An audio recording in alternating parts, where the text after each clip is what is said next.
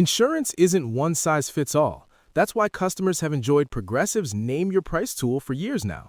With the Name Your Price tool, you tell them what you want to pay, and they'll show you options that fit your budget. So whether you're picking out your first policy or just looking for something that works better for you and your family, they make it easy to see your options.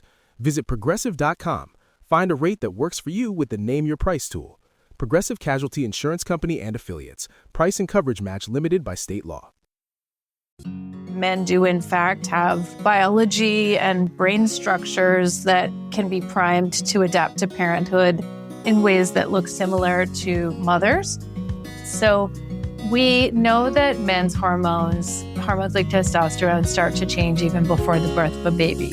So if they're cohabitating with a partner, testosterone tends to sync up so that we see correlations in mother and father testosterone before a birth. We also see correlations in cortisol, in prolactin. Like, there seems to be this within couple entrainment, which might help men biologically prepare for parenthood. That was Darby Saxbe on Psychologists Off the Clock.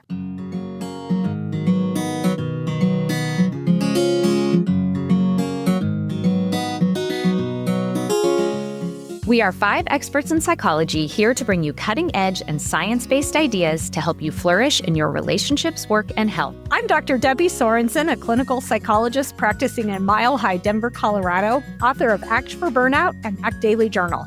From America's Heartland, I'm Dr. Emily Edlin, a clinical psychologist based in Chicago, Illinois, and author of Autonomy Supportive Parenting. Calling in from Vienna, Austria, I'm Michael Herold, ACT coach, confidence trainer, and the author of an upcoming book on developing your confidence and social skills. From Boston, I'm Dr. Yael Schoenbrunn, faculty at Brown University and author of Work, Parent, Thrive, and an upcoming book about misunderstanding. And from coastal New England, I'm Dr. Jill Stoddard, author of Be Mighty, The Big Book of ACT Metaphors, and Imposter No More. We hope you take what you learn here to build a rich and meaningful life. Thank you for listening to Psychologists Off the Clock. Hey listeners, just a super quick reminder that you can listen to the podcast ad-free by supporting us on Patreon for just $5 a month. Or you can support the podcast with a one-time donation on Buy Me a Coffee. Thank you to everyone who's already supporting us. Be sure to stay tuned to the end of the episode for our co-host discussion of today's interview. Hi, everyone. I am so excited about today's guest. Darby Saxbe, PhD, is a clinical psychologist and tenured full professor of psychology at the University of Southern California. She has published over 80 scientific articles in peer-reviewed journals and secured major research grants from the National Institutes of Health and National Science Foundation. She earned awards from the American Psychological Association and the Society for Research in Child Development and was a Fulbright Fellow. Dr. Saxbe received her PhD in clinical psychology from UCLA and her BA in English and psychology from Yale University. Her research focuses on the transition to parenthood, particularly the neural and hormonal underpinnings of fatherhood. She integrates neuroscience and psychology to explore how close connections shape health and well-being. When she's not doing research, she hangs out with her husband and 2 kids, plays guitar in an all-mom indie rock band, and writes the Substack newsletter, Natal Gazing. She was a mediocre contestant on the show Who Wants to Be a Millionaire and recently lost a chili cook-off. That is something we share, Darby. You've also lost a chili cook-off? I've also lost a chili cook-off. Oh, it's humiliating. It's so sad. And another thing that we have in common is I also have my BA in English. But not yeah. But I'm still interesting. Yeah. Yeah. And So I still love to read fiction. I feel like that's very good training for being a psychologist. Oh, it's so intersected. Absolutely. Yes. And I always feel like I could never write a novel, but I feel like novelists could be good psychologists. Yes, exactly. Because you have to see into somebody else's mind, right?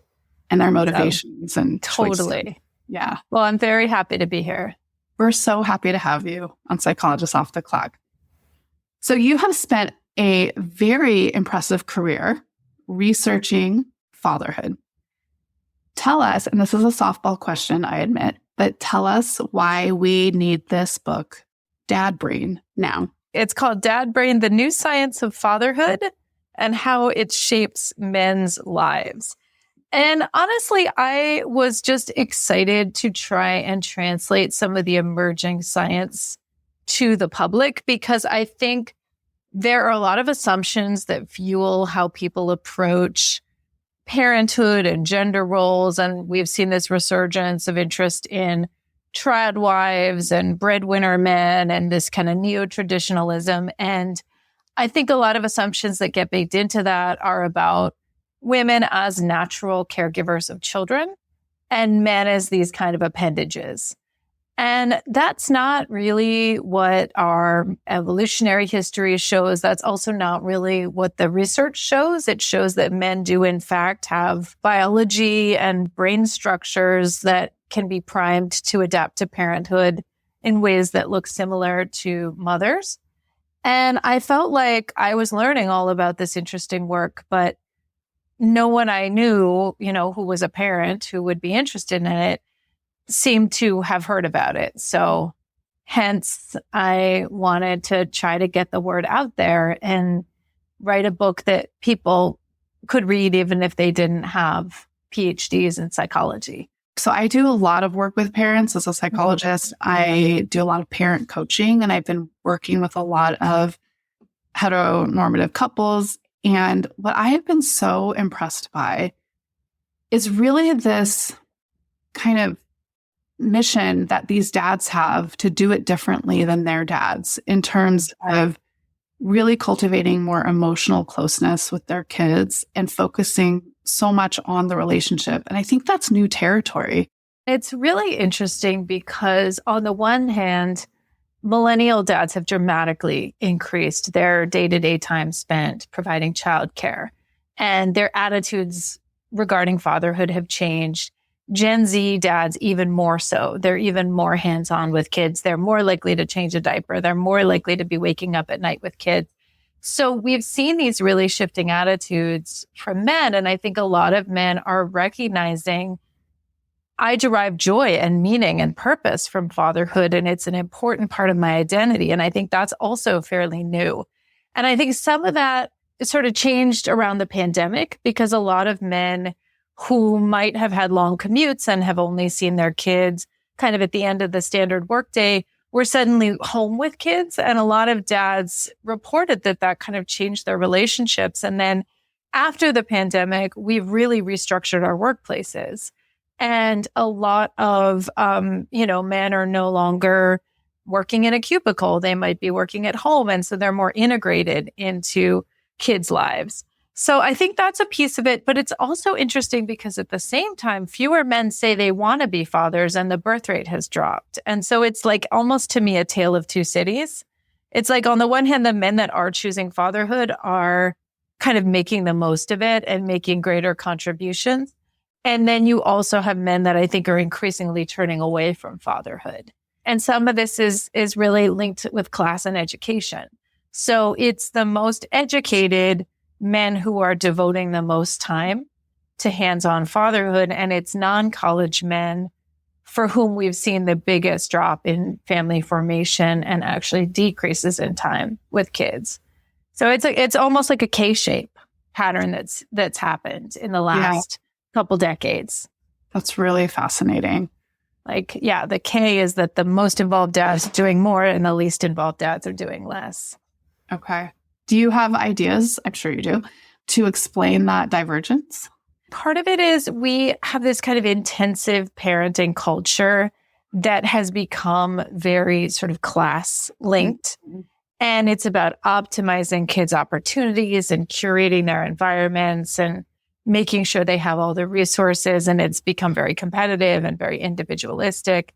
And so it's interesting that even as dad's time with kids has increased, mom's time with kids has also increased. Yeah. Right. So it's not even the case that dads are compensating for a reduction in time that moms are spending.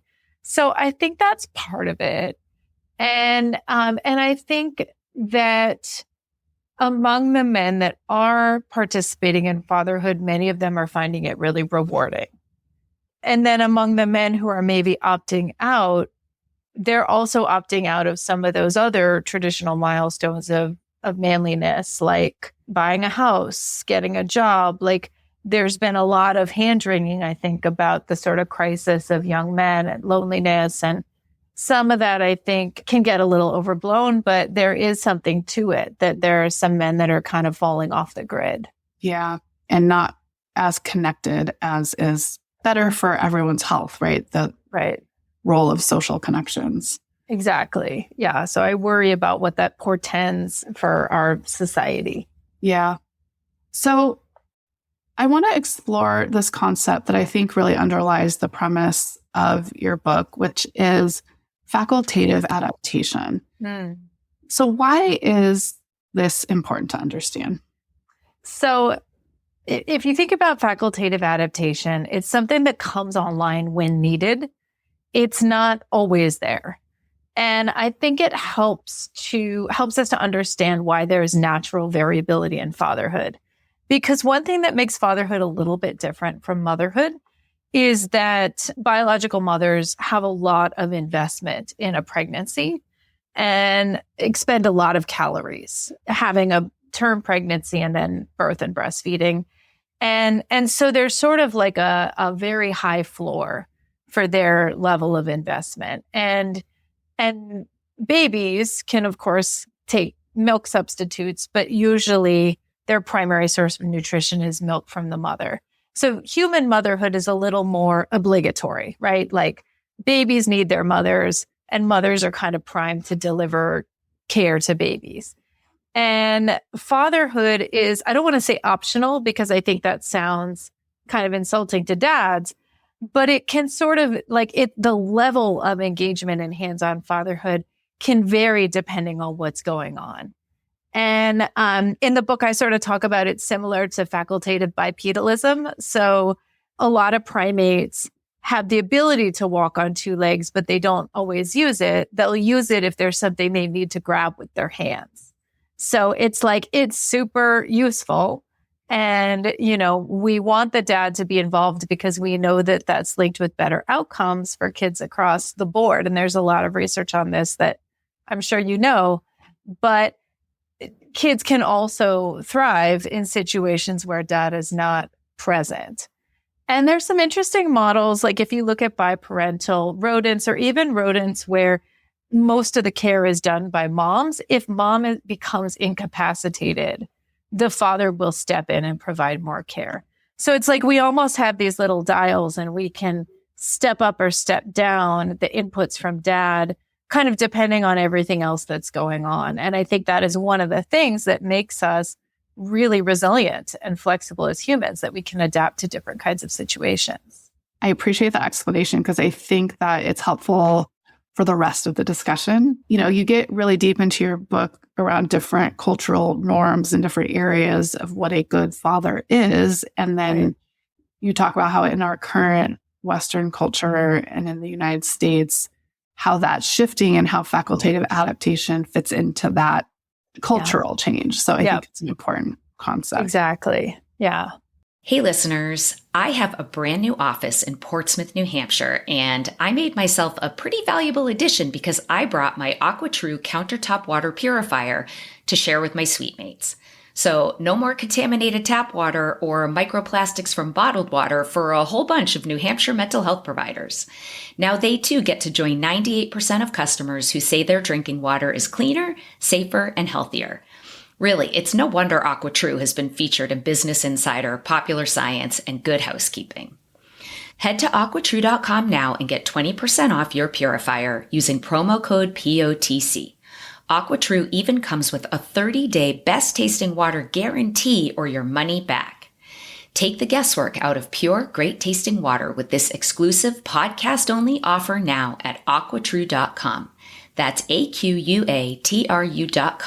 using promo code POTC. And remember, when you support our sponsors, you're supporting the podcast. Ever notice how life's best stories don't happen in your living room? They happen on the open road, out on the water, or parked under the stars. At Progressive, they get that you want to focus on the experience, not worry about the what-ifs. That's why they offer quality insurance designed for your ride, whether that's a boat, RV, or motorcycle. Adventure with confidence. Visit Progressive.com and see how easy it is to protect your favorite way to get away. Progressive Casualty Insurance Company and Affiliates. Not available in D.C. Prices vary based on how you buy. Well, let's go in sequence of becoming a father and start with research on what's happening with fathers-to-be when their partners are pregnant. So as you point out, this is an area where we have plentiful research on mothers with much less understanding about fathers. So what is going on in the dad brain during a partner's pregnancy? Yes. So we know that it's a time of visible dramatic change for moms. And I think there hasn't always been a lot of acknowledgement that there's something changing for dad too. And it could be changing on the level of, dad's sense of self, his relationship with his partner, his sleep routines. It can also be changing on the level of his hormones and his brain. So we know that men's hormones like testosterone, start to change even before the birth of a baby. So if they're cohabitating with a partner, I've done some work on this. Other researchers have looked at this as well. Testosterone tends to sync up so that we see correlations in mother and father testosterone before a birth. We also see correlations in cortisol, in prolactin. Like there seems to be this within couple entrainment, which might help men biologically prepare for parenthood.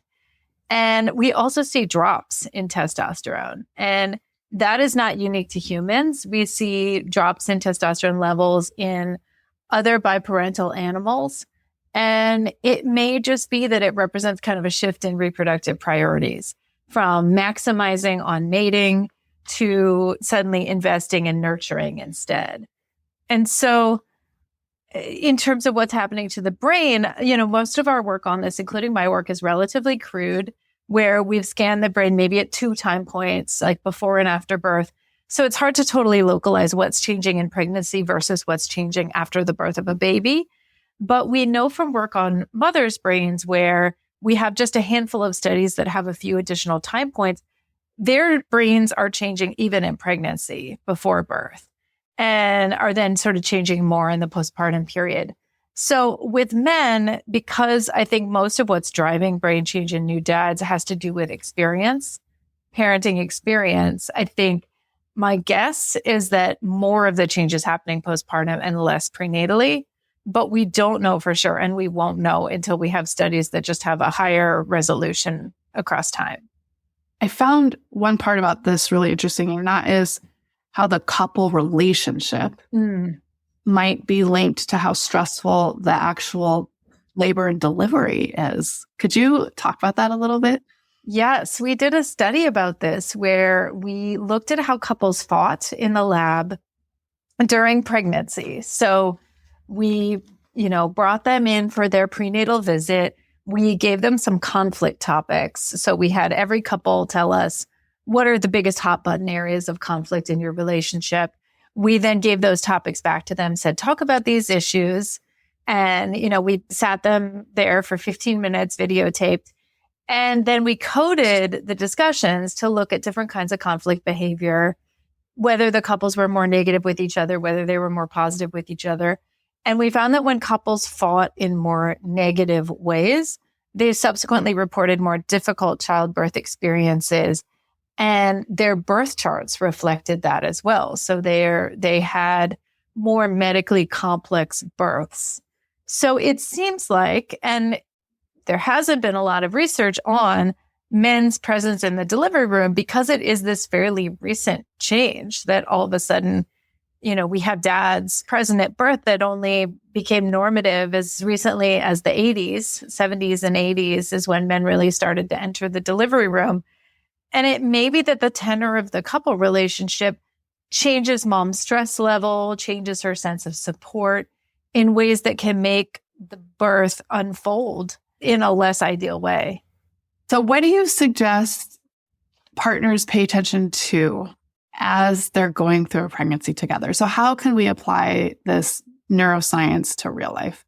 Yeah, I think there is a sort of potential window of intervention for couples that is often missed.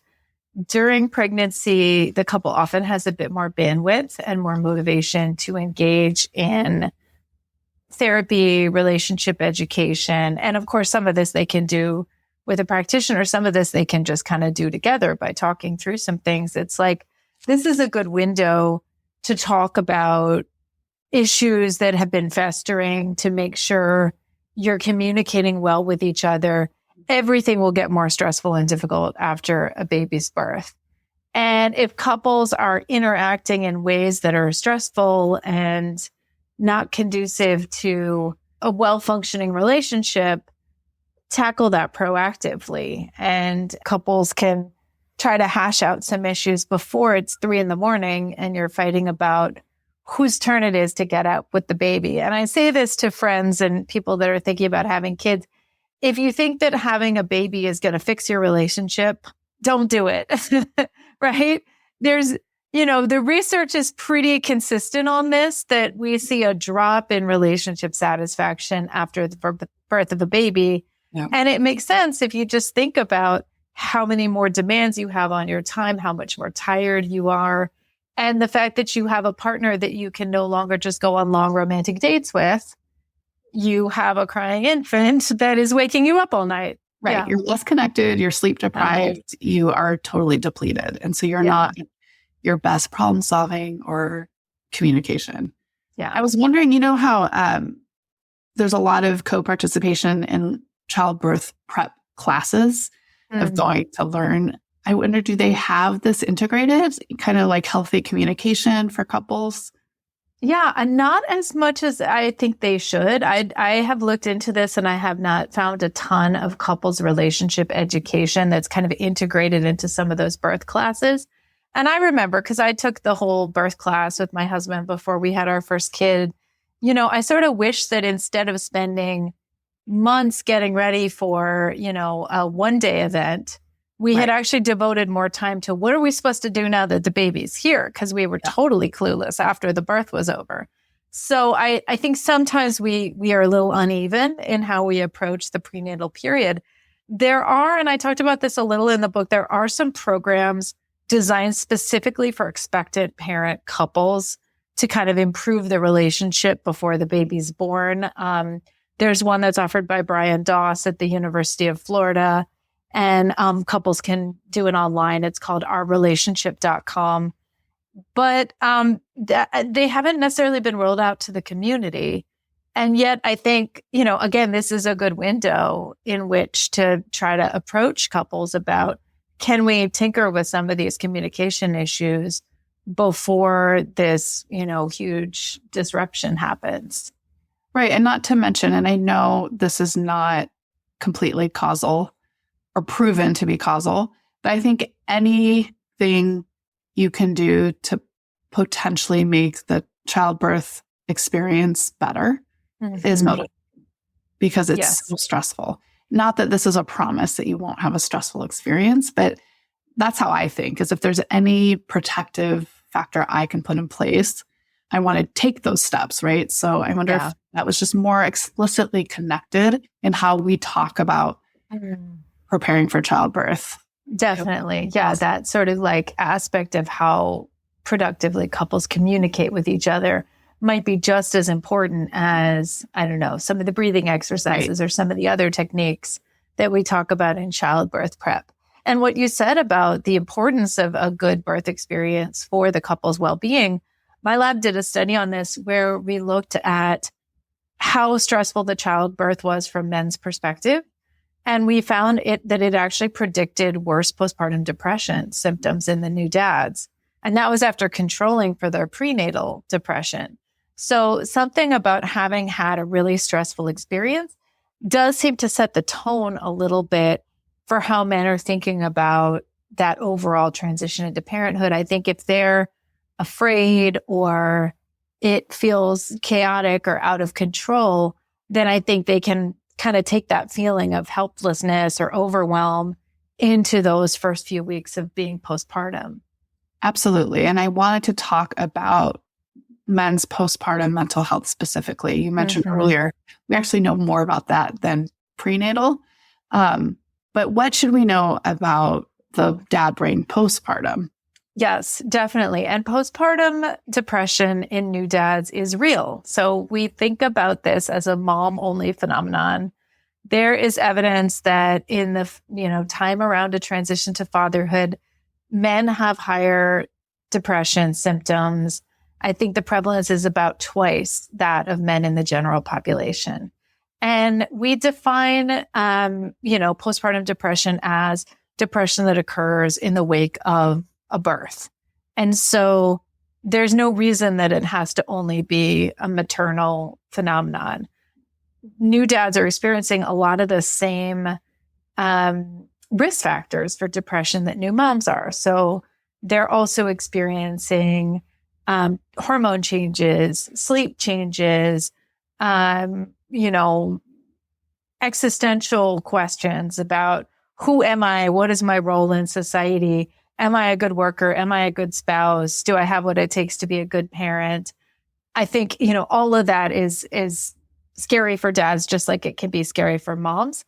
Their social support might change. They might be getting isolated from others. Baby care can be really draining and really frustrating. And I think we often miss postpartum mental health problems in dads because they look a little different from postpartum depression in moms. So, for example, women might show more of the hallmark features of crying, sadness. They might be more willing to talk about those feelings. Men will often show irritability, withdrawal, hyper focus on work. So not wanting to be around the baby, wanting to kind of head off to the office, and, concern about making enough money to support the baby. So the things that I think we kind of socialize men to care about and to worry about may pop up more in the wake of a birth. And so it's often missed, I think, by men themselves and by mental health providers, that this isn't just, I'm a bad dad, I don't like the baby, but this could be sort of an undiagnosed mental illness problem. Right. I mean, we talk a lot about identity shifts for women. Yeah. And there are different experiences. They're not the same exact experience. There's a different type of pressure on women to elevate motherhood to their highest purpose, right? It seems like for men, and maybe this is shifting, it has traditionally been their identity is more tied to their role as provider, income earner. And so it makes sense to me that in their coping with this time of great uncertainty and disruption and upheaval, that they rely on something that feels more controllable, which is how hard I work and how much money I can earn for the family. Yeah, exactly. And then it might translate into he's not home for late night feedings. He doesn't want to pick up the baby or help with diaper changes, right? It can kind of spiral into this pattern of withdrawal and avoidance. And I talked to a therapist, Danny Singley, who works with postpartum dads. We have an episode with Danny. So amazing. He's so great. He was so great to interview. He was so helpful for the book. But so you probably heard about a little bit of this as well. But one thing he said is sometimes he will have new dads bring the baby in and just practice doing things like changing a diaper. Because, men may, not only are they feeling like I have to go work, I have to earn a living, I have to be the provider, I have to be a good man in that sense. But they also might be a little scared about their competence as caregivers. And again, this is a reason that I wrote the book, right? Is to really try to change this narrative that men aren't equipped to care, because of course they are. But it takes practice, it takes time, it takes repetition. And so men can benefit from building some confidence so that they're not questioning whether, I think a lot of men might worry, they're going to hurt the baby or they're going to do something wrong. Right. And, the only way around some of those fears is just exposure and experience. Okay, we have to talk more about testosterone. Yes. There's so much misinformation out there about this hormone, including ads infiltrating men's social media feeds about, I couldn't believe this, testosterone replacement. The cultural message seems to be that more testosterone makes men more manly and thus more appealing. Research tells a different story when it comes to how high testosterone may impact relationships between men and their partners and men and their children, right? So what do you know? Can you share with us how testosterone and fathering might interact? Yes, this is actually very much on my mind this week because the New York Times just published a really big story about the testosterone revolution. And they said that prescriptions for T have soared to, I think, 12 million prescriptions a year. And many of the prescriptions are written for young men who may not even have notably low testosterone. So we're sort of enhancing testosterone in men who don't have any problems with it. And I yes, exactly. And I think there's been very little grappling with what are the unintended consequences of this. So there's a whole chapter on testosterone in the book because it is really important to look at around fatherhood. And we have evidence from rodents, from primates, from birds, and from humans. Testosterone naturally drops around the birth of a new infant. And in birds, a lot of the first research was done kind of looking at breeding season in birds. You see testosterone spikes at the start of a breeding season when birds are looking for a mate. And then it falls when mating has been completed and, the hatchlings are appearing. And so these are adaptive shifts, right? Like, you need high testosterone when you're out looking for ladies. And then once you've succeeded and you've successfully caused a pregnancy, it's actually not that healthy or that helpful to have testosterone be high in perpetuity, right? Because if we're focused on competition, aggression, status seeking, which are all the things that testosterone helps to motivate, then it's harder to hang in there and take care of, a tiny infant that is not doing anything to boost our relative sexual status. Right. So these are healthy changes and they're temporary. There is some rebound in testosterone levels as kids get older. And I worry that we have now been pushing this narrative that men just need to always have high T. It's like, no, what we know from research on endocrinology is that hormones should change according to our context. Mm-hmm.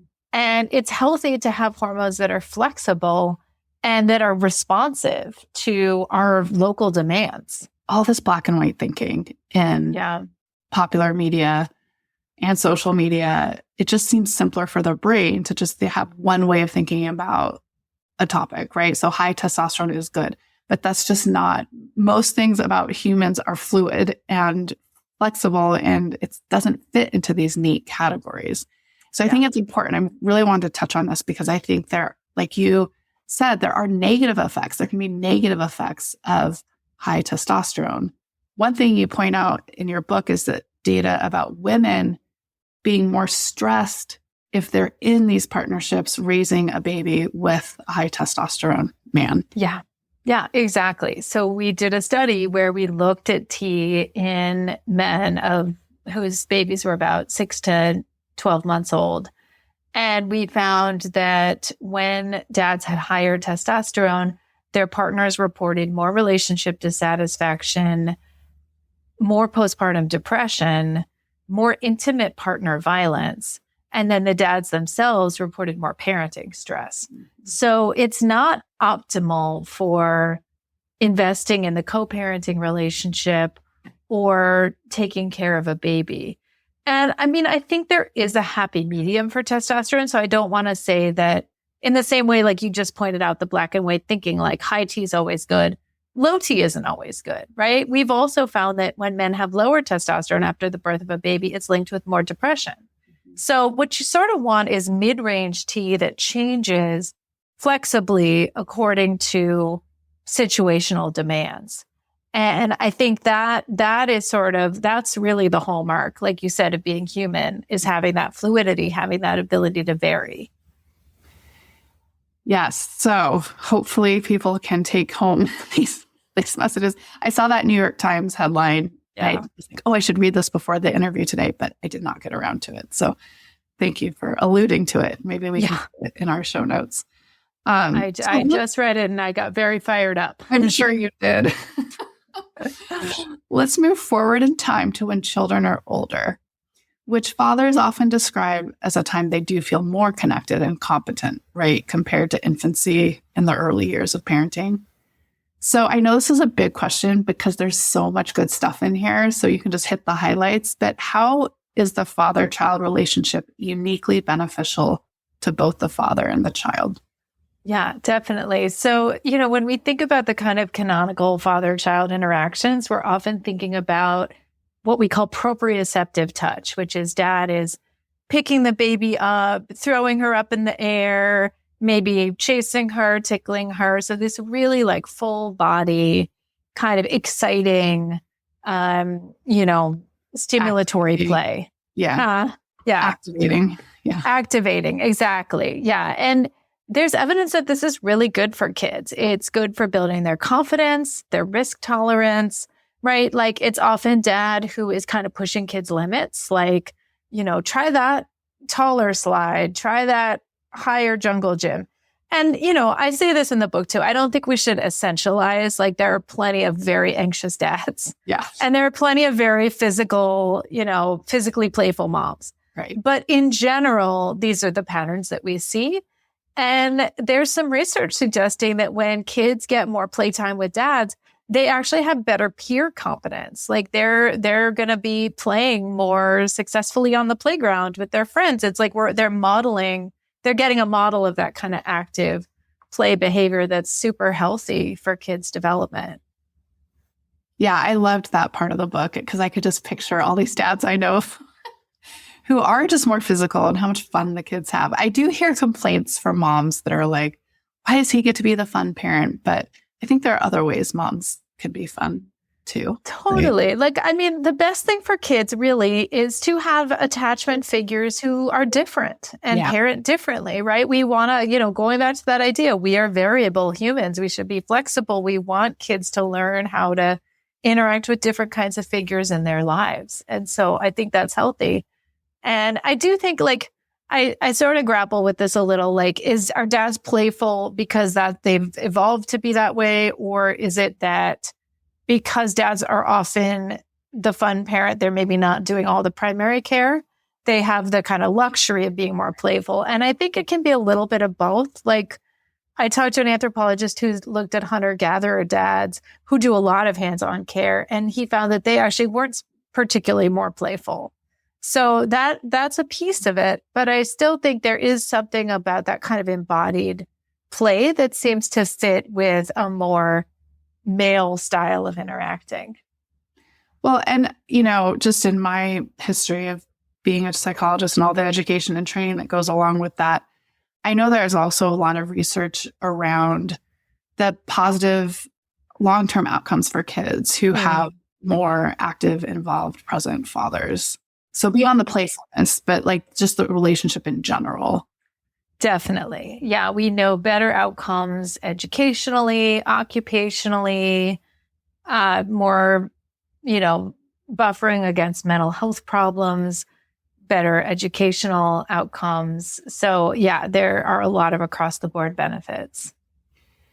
Well, you have a whole section in your book that I think is important to touch on around how fathers who have had a history of trauma and separation, and this could be for a variety of reasons, and you include, incarceration, that becoming more involved with their children can actually be a healing process. Do you say more about that? Definitely. Yeah, that was one of my very favorite interviews in the book. I talked to a dad who spent the first few years of his child's life in jail. He was struggling with addiction, and he kind of was able to take the first steps to get better because he had a chance to reunite with his kid. And it was kind of like, as he told me, I wouldn't have saved myself, but knowing that I had this son actually was, gave me the push that I needed. And he ultimately ended up at Homeboy Industries, which does amazing work in LA for gang involved people and is now facilitating their Project Fatherhood classes.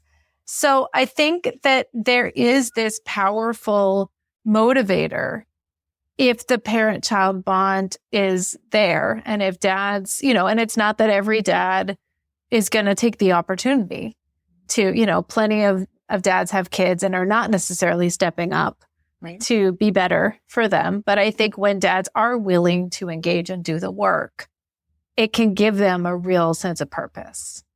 Well, and I worry about the dads who assume they can't. If they've had difficult history or they haven't maybe shown up as the father they wish they could be in the past, that they worry it's all over. Yeah. What would you say to those dads? Yeah. I mean, I think a lot of dads feel hopeless. Maybe they didn't have good models of fathers in their own lives, or, they feel like they don't have the skills. And I think it goes back to this idea of parenthood is not a trait. It's not like something that we're just born totally knowing how to do. It's something that we're born with biology that can be primed by experience. But it takes practice and it takes investment. And you build confidence by doing it, like any other skill that you can master. And, so I think the best advice for men who are scared or reluctant is get help and get in there and get practice. And it's through getting to know your child that you will build that bond, and that will be, that becomes a virtuous cycle. Right. So it's kind of doing before feeling. Yeah. Right. Yeah. Before feeling competent, you just start doing. You just start doing it. And then the feeling comes, and then the competency builds, and then you want to do it more. Yeah. So I want to make sure we touch on how you refer to men's mental health as a family event. I really want to attend to this topic. We've touched on mental health throughout the interview, but I wanted to take a moment to really zero in on how important it is, because as we know, men notoriously get less treatment, less diagnosis. It doesn't mean they have fewer needs. So could you talk more about that? What it means is that men's struggles affect the child, the partner, as well as men's themselves. And also that men can be powerful support figures when, a partner or a child is struggling, right? So mental health doesn't happen in isolation. I think sometimes with the biomedical model, we treat the patient as like the unit of intervention is the individual. And we're all enmeshed in relationships. And we know that social support is actually one of the most protective factors for postpartum depression. And so I talked to a perinatal psychologist, Sheehan Fisher, who actually works with dads when the mom is at risk for postpartum depression. And it kind of trains the dads and deploys the dads to be support providers to mom, and then kind of does the same with the mom. So it's like we can sort of, we're our best protective factors, right? Like the people that we're close to. And there's also plenty of evidence that when men have depression, the risk in depression in kids is higher. And so that's sort of another argument for, even though there's stigma and many men are reluctant to seek care, if men can kind of get past that hurdle and get help, that's going to have downstream benefits for their children and is going to create a better model for their kids. Right. And of course, affects the relationships themselves and the at-home interactions and all of that. So, we should be talking about mental health as a family event, community event all the time, right? Yeah. We're all connected in that it's not an individual experience as much as the biomedical model promotes that. Yes. I found this one anecdote about the juvenile elephants that were out of control. This is when you were talking about, I think, importance of fathers at older ages. So can you share that whole? Yeah. It's one of my favorite stories. I learned this actually from Shelley Taylor, who was one of my professors in grad school. It was the elephants of Pilanesberg. So there were these juvenile elephants that were kind of ravaging out of control at this wildlife park in Africa. And they were attacking wild rhinos, and they were just threatening tourists, and they were just a mess. And they were kind of orphaned young teen male elephants. And they were in this state called musk, which is sort of like a high testosterone state where you're just kind of like, you're just as aggressive as can be. And so the cure was to ship in older adult older adult male elephants from a different wilderness refuge. They came in these giant, I think they had to build special carriers to kind of transport these elephants. And as soon as the older males arrived, they kind of established a dominance hierarchy. And all of a sudden, the young males kind of calmed down and stopped doing all the acting out. And so I really think of that as it's the guidance counselor, it's the religious leader, it's the troop leader, it's the, coach. It's the coach. Exactly. Like, we need these strong male authority figures. I think for young men, it's very regulating to have that sense of like, who's in charge. And we're lacking in that sometimes these days. We don't have as many male teachers as we used to have a couple generations ago. Right. So teen boys are sometimes not getting as many of these positive role models despite their clear advantages. Yeah. And, we had Alyssa Strauss on to talk about her book about caregiving. And so we talked a lot about how, there aren't models of men in caregiving roles enough. And that really stuck out to me when you talked about the decline in teachers, because that is essentially a helping profession, I think, and a caregiving role. Yeah. And to lose numbers is the wrong direction for also that modeling of caregiving, of men being caring in these roles. Yeah, for them exactly. To then aspire to and have that template. Yeah, there's been this occupational feminization where as professions have become more female dominated, men are less interested in them. So even pediatrics, which used to be very heavily male dominated, is now a field that's dominated by women. And some of that is positive because it just means women now have the opportunity to get MDs and go into these fields. But it also unfortunately means that a kid can go through life never having seen a male doctor, never having had a male teacher, maybe never having had a male coach or guidance counselor. And I think, there's a real downside to that. Yeah, we were at dinner just last night. And so I have a 16-year-old, 14-year-old, both daughters, and then an 11-year-old son. And so we have new neighbors moving in next door who have a 2-year-old and 5-year-old. And so my daughters were talking about babysitting. Oh, these are kids we can babysit. And my son says, I want to babysit. And I was just cheering in my head. I want you to babysit too. However, you need to mature a little bit. You need to be able to make your own food before you're in charge of another child. But maybe that will motivate him. But I just love that he even had that goal, right? That it didn't seem off the table because he's a boy. Because even that, babysitting, right? You don't think of a lot of male babysitters. You don't. And yet it's so great for kids. We were just talking about some of the advantages of father play. Male babysitters can be a ton of fun. Yeah. Okay. So before we wrap up, I want to make sure we get into the role of policy in improving conditions for fatherhood. So of course, as always, Norway is a model of aligning policy with treating people humanely. What have we learned from Norway? That's the first part of the question. And then what are some efforts to highlight in the U.S. that are underway to give us some hope there? Definitely. So there are these innovative programs that are kind of like nudge or incentive programs designed to encourage dads to take paternity leave. So it's basically like some of the leave, like the couple gets a certain amount of leave after the birth of a child, very generous. Some of that leave is specifically set aside for dad. And if dad doesn't take it, it goes away. And that has been really helpful. And that Norway has done it a couple other places. I think Canada has this program also. It's very helpful for destigmatizing men taking paternity leave, because we see in the US, even when dads have access to leave, they often don't take it, or they don't take the full amount of leave.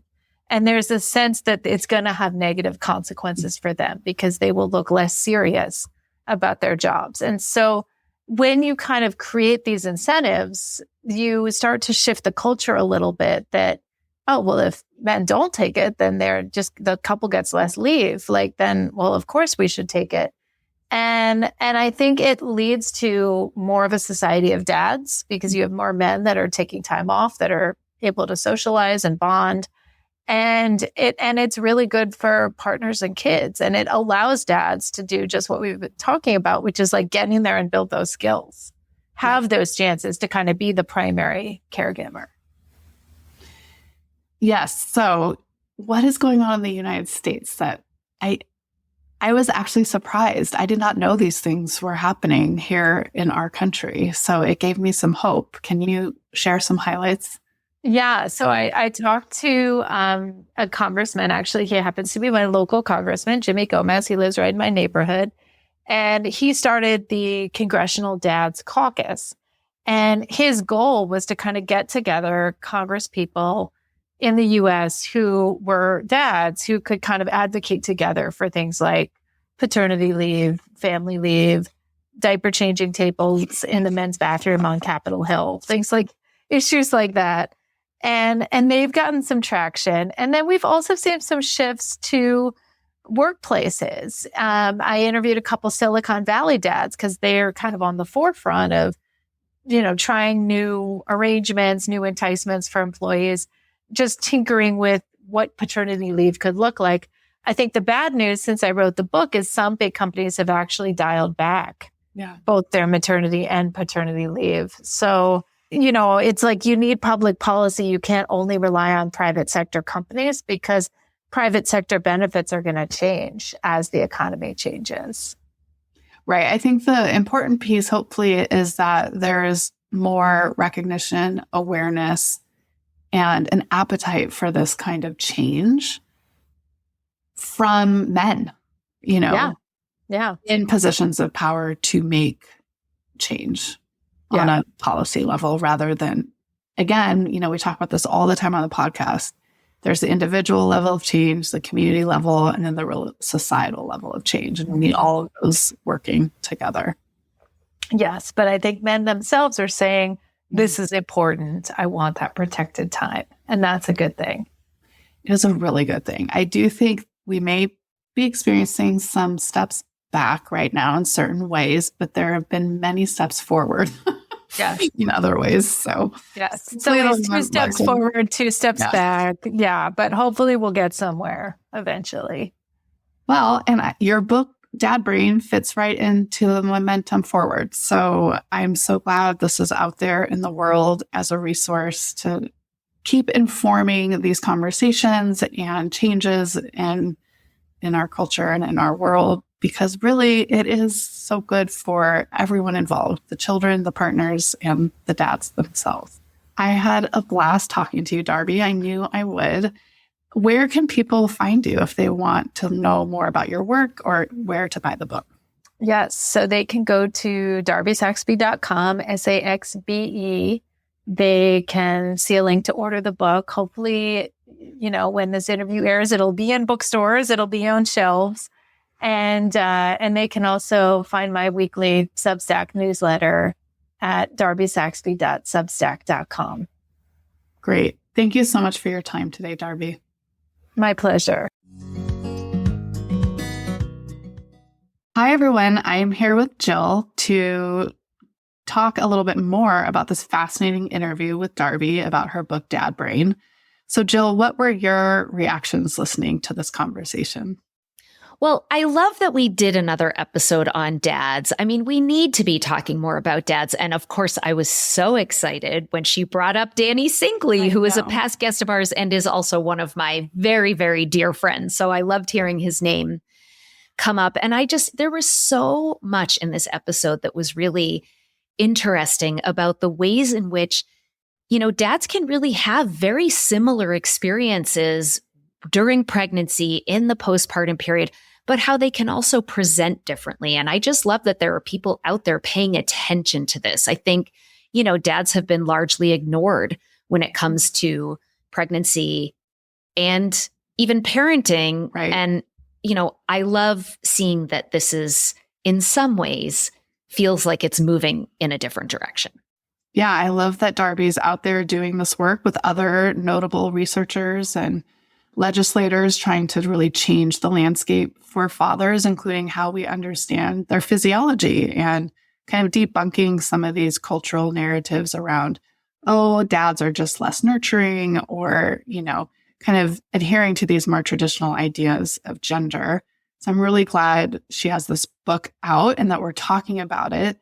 I think one thing I'm struggling with or is hard to reconcile is how I feel like this is happening. These efforts towards progress in this area are happening at the same time as a lot of energy around going back to traditional gender roles. So it's a strange synchrony right now. I totally agree. I was like very aware of that whole dialectic as I was listening and even wondering, like, is this just sort of a cultural thing that happens that whenever we tend to make progress, like human beings don't love change. They like familiarity and comfort. And whenever we make progress, I think it creates a lot of fear, especially for the people who are kind of in the majority culture who may feel threatened by those changes.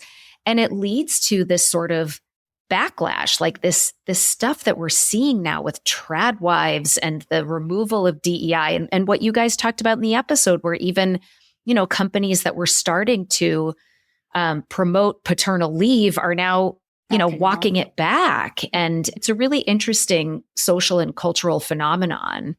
Yeah, not to mention some notable men in positions of great power in our country who are really playing up this very traditional, macho, hyper-masculine personas.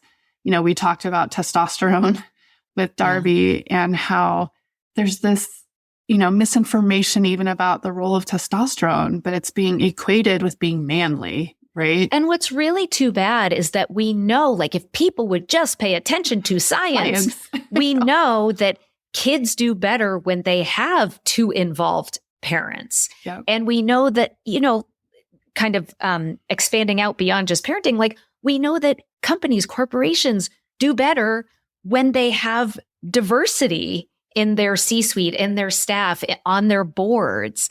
And, this fear it's just so unwarranted. Like the world is a better place when we support everybody. And of course, like you have talked about, we know that dads want this. Maybe not every dad, but, dads are different today. And Darby talked about that. You've talked about it in your own practice. They want to be involved. And yet they're still fighting an uphill battle where they're working in companies where it's not cool if you leave at 3 or 4 o'clock to go to your kid's soccer game. Right. Yeah, there's all these mixed messages and different kinds of pressures on men.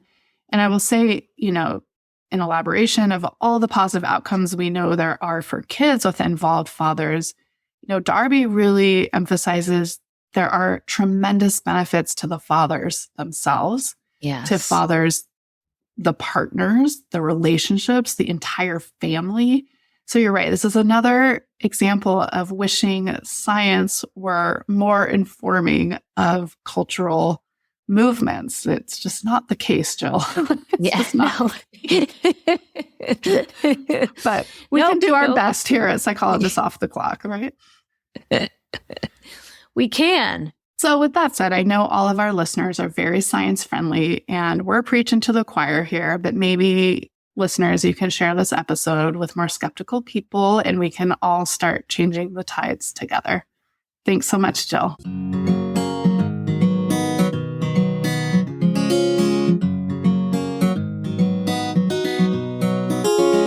Thank you for listening to Psychologists Off the Clock. You can now listen to our podcast ad-free by becoming a supporter on Patreon. You can link to Patreon on our website or go to patreon.com/offtheclocksite. If you enjoy our podcast, you can help us out by leaving a review and sharing this episode with a friend or an enemy who would enjoy it. You can get more psychology tips by subscribing to our fabulous newsletter on Substack. Or if you're still addicted to social media, find us on Instagram and LinkedIn. We'd like to thank our rockstar production manager, Jadine Stout-Williams.